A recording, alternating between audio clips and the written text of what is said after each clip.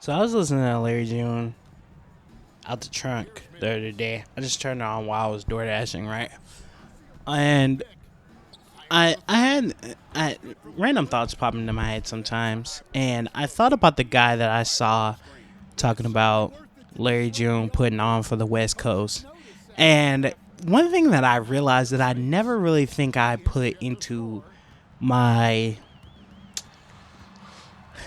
my into the forefront of my mind was that, like, a lot of the reason why celebrity worship exists, not saying that that guy was celebrity worshiping, by the way, I'm just saying that the concept of it, the reason that it exists is people are looking for somebody to represent them and to bring a feeling to everybody else's consciousness of whatever they identify as is. So, like, for example, right, if you're from the West Coast and you're a guy that, like, dresses like Larry, not necessarily saying that you're doing it because of him, but I'm just saying that, like, if you have the West Coast streetwear that he has, and if you like the kind of music that he has, and you like the vibe of the music, and the vibe fits your personality, and you know what I mean, you want Larry June in that instance to be a cool guy because he has a spotlight and attention on him, to where if he embodies it and if he chooses to, he can quote unquote put on for the West Coast. So what that means is when people see him and think West Coast guy, you want it to become their perception of reality of West Coast guys, so that when they see you and the people that you know and love, they also kind of associate that with y'all. And you see it when people say, yeah, man, that's just how we are in such and such, or you see how such and such act. Oh, that's just how niggas from the Bay do it. That's how, you know what I mean? Like, it's that representation. And it's the same thing with political figures. It's the same thing with representatives of companies. It's the same thing everywhere. Whenever you see somebody, you want them to even put on the front. Like, with celebrities, you want them to be authentically that. So, like, anybody that portrays the image of being authentically that, whether they are or not, as long as they can get you to buy into it, as long as they can get you to feel like that, it works. Like, it's a reason why for his entire career, Kendrick's entire angle has been, I'm doing this for black people. I'm doing this for the culture. When you see me and when you hear what I'm talking about, I'm talking to niggas. I'm talking to black people. I'm talking to the inner city youth. I'm talking to anybody that can relate to the stuff that I'm putting this imagery out about, because if you relate to my music, then you relate to black culture. You know what I mean? And I do believe Kendrick. And the reason I believe him is because everything about everything he has ever done throughout his entire career has been consistent with that. So if he is not like that, he is a very, very, very, very talented actor to really never really have issues with not keeping consistent with that image. And even in the moments that you can say, oh, maybe he wasn't keeping consistent with that image, the crazy part about that is he talked about it in his music. And the feeling that gives off is, because music is supposed to be like a personal look, especially when you're that personal of an artist. And all of Kendrick's albums are about him and his journey and his life.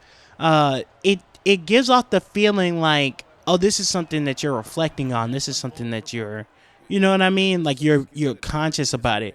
And that's one of the things that you want out of your poets, because they should be some of the most self-reflective people on earth. That's what gives a poet poetry. You know what I mean? That's what makes it worth writing down. That's what helps it connect to the people.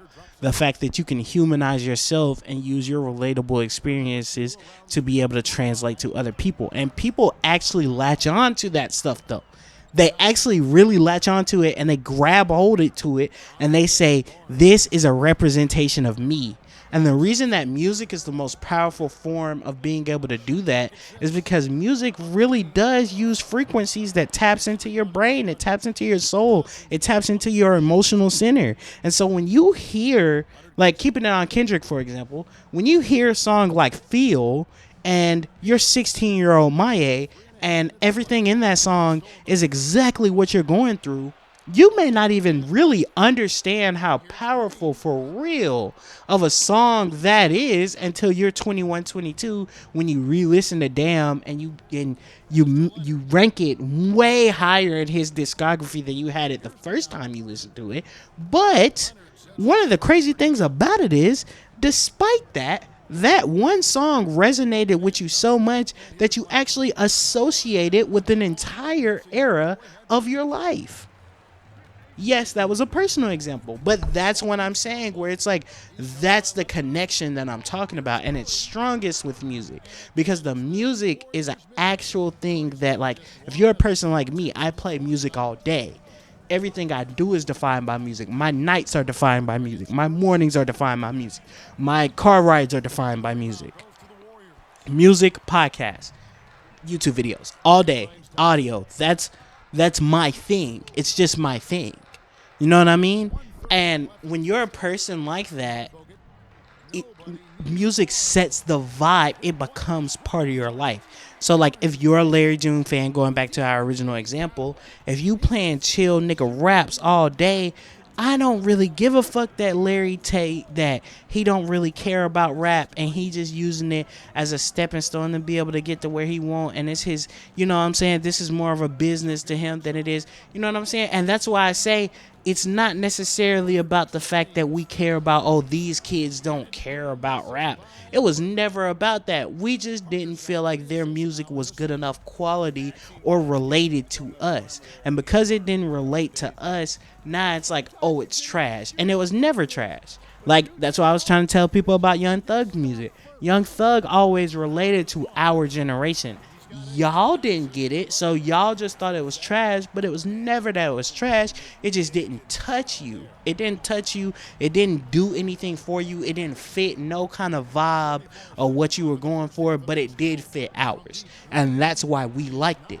And see, now I understand that, and it's the same thing going back to that Larry June point of why people don't necessarily care about it, because they're being honest about it in that sense, where it's like, okay, here's an artist that's telling you he doesn't really care about the craft. It's more about the money and about the business than it is the music. But the reason you don't feel that is because, one, he drops a lot. So he has to care, even if he doesn't care about the music and it's just about what the music can do for his business, he cares so much about the business that he doesn't let the music suffer. You get what I'm saying? So you care about that. You buy into that. Then you buy into the sound. You know what I mean? And then the things that he's talking about in it, you see him living those things out. So you buy into the image. And once you have all of that cultivated in one person, they kind of become a representative for you, because they're the ones that have the spotlight, and they're the ones, quote unquote, doing it right. You know what I mean? And that's a dangerous game to play because of the idolatry part of it. But I'm not necessarily here to scold anybody about that. I've done enough of that. And, you know, there's places where I will talk about that in that kind of sense.